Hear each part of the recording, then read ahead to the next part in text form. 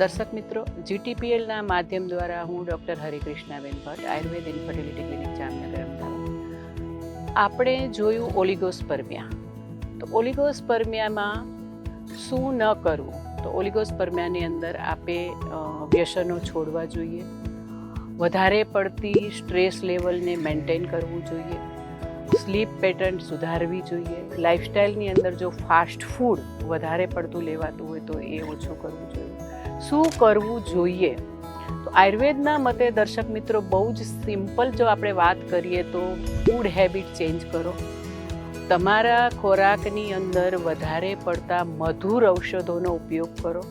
ખાસ કરી દૂધ, માખણ અને ઘીનો ઉપયોગ મને લાગે છે કે તમારા શુક્રાણુ વધારવામાં ખૂબ જ મદદરૂપ થશે.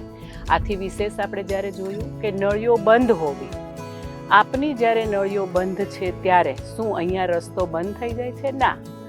આયુર્વેદ એક એવું શાસ્ત્ર છે કે જેની અંદર ટ્યુબલ બ્લોકેજ માટે ખૂબ જ સરસ સારવાર છે.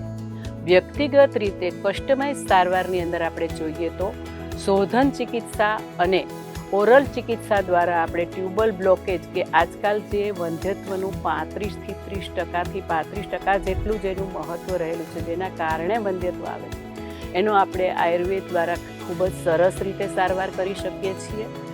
આની વધુ માહિતી માટે આપ અમારી જીટીપીએલને ચેનલ યુટ્યુબ પર જોતા રહો અને જીટીપીએલ ગુજરાતી 282 પર અમારી સાથે જોડાયેલા રહો. અમારી ચેનલને શેર કરો, સબસ્ક્રાઈબ કરો. Thank you. વિડીયોને લાઇક કરો, શેર કરો અને આવા જ પારિવારિક મનોરંજનથી ભરપૂર વિડીયો જોવા માટે જીટીપીએલ ગુજરાતીને સબસ્ક્રાઇબ કરો. બાજુમાં આપેલ બેલ બટન પર ક્લિક કરીને જોડાયેલા રહો દરેક નવા વિડીયો સાથે.